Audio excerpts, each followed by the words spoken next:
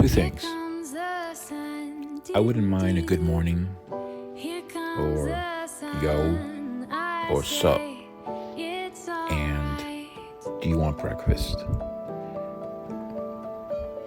Simple but effective. It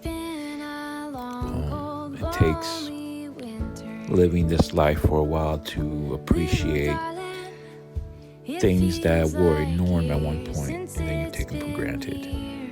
But that would be pretty amazing to hear every morning, because